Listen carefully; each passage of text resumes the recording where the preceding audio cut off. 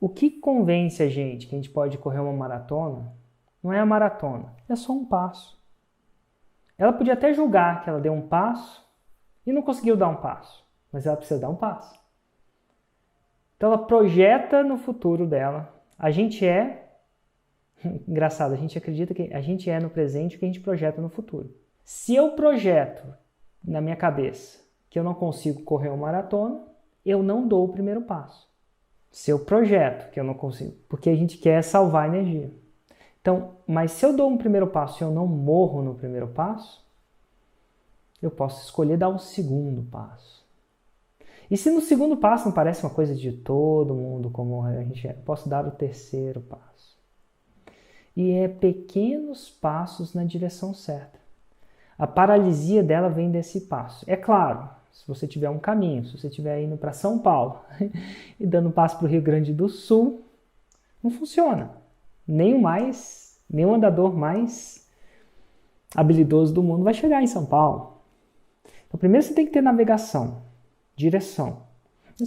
Eu dou com a fórmula isso. Eu faço isso com a fórmula. Eu dou um passo de cada vez. E aí, você não se preocupa com o final. Você se preocupa só com os próximos 20 metros. O GPS é a parada mais louca disso tudo. Se eu acredito que o GPS não chega lá, ou se eu não consigo, eu nem boto.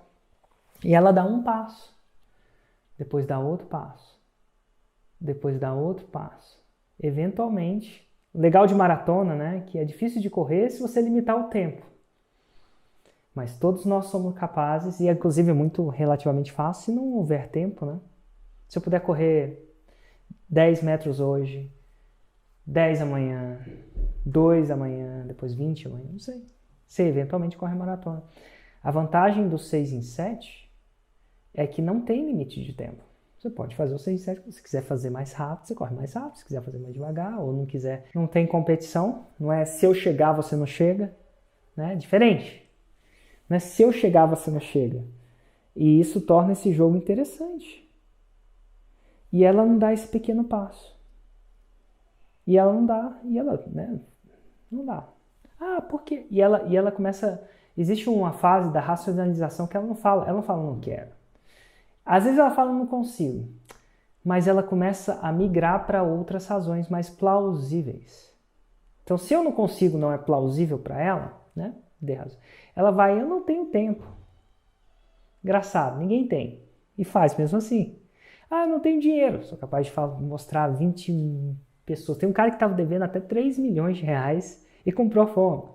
Mas ela racionaliza para ela ficar sã, assim, ficar plausível a vida dela. E a racionalização geralmente é uma terceirização da razão. A terceirização da razão é um processo que chama vitimismo. Você fica vítima da circunstância X. E quando você é vítima, paciência. E aí a pessoa fica vítima do tempo, vítima do dinheiro, vítima da idade. Tem gente que é vitimista da idade, vítima do marido. O marido não quer, a esposa não quer. Sou vítima.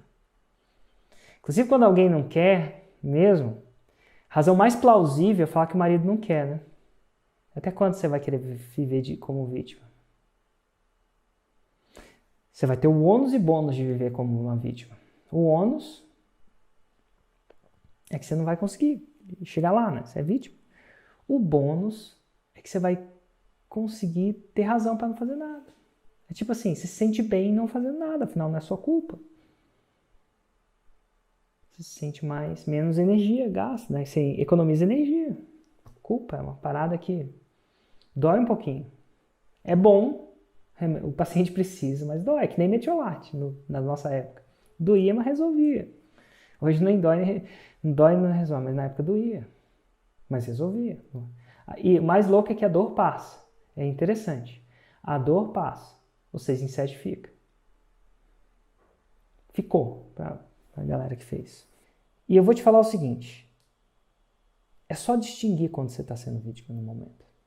Só ter presença que você está sendo vítima.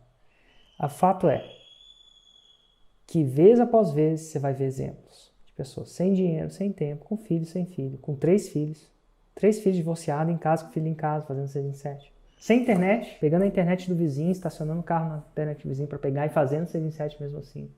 Então, para todos esses a gente tem um negócio, alguém que fez mesmo assim. Porque quando você é vítima, não tem mais nada que fazer, você vai ficar onde você está. Quando você não é vítima, vai doer um pouco no começo. Mas você cria a possibilidade de fazer alguma coisa a respeito. Vítima não tem como fazer alguma coisa a respeito. Você passa a ser responsável pelo seu próprio 6 em 7. E aí você começa a ver como eu faço apesar disso. De uma maneira íntegra, né? Apesar disso. E quando você fala para o seu cérebro, beleza, como é que a gente faz apesar disso? Aí que vem as soluções. É aí que a mãe arruma a força para levantar a rocha. Porque ela realmente passa a querer. Ela não adianta nada. Se a filha dela está embaixo, ela não vai ficar culpando alguém. Ela vai dar um jeito de levantar a rocha. Porque ela quer. Então, daqui para frente, eu quero que você fique presente. Quando você está se botando como vítima de uma circunstância interna ou quando você está se declarando responsável. O mundo, nada que é feito pelas vítimas. As vítimas são vítimas. E é só uma perspectiva. Você pode escolher a perspectiva do copo meio cheio, a perspectiva do copo meio vazio. O copo está lá, ele está com 50% cheio. E quando você escolhe a perspectiva da responsabilidade, dói, pesa, mas te dá a possibilidade de fazer alguma coisa a respeito. Com tempo, com dinheiro, com parceiro, com você. E é onde, quando nasce possibilidade, é que vem potencial resultado. Então anota, opa. E não adianta anotar das outras pessoas não, porque aí você vai falar, fulano tá vítima. É muito fácil apontar o dedo. Difícil é ver na gente mesmo. Você vai ser vítima ou você vai dar um voto para você? Você vai ficar votando só no presidente? Reclamando, elogiando? Você vai dar um voto para você? Porque se ninguém votar, senão você quem?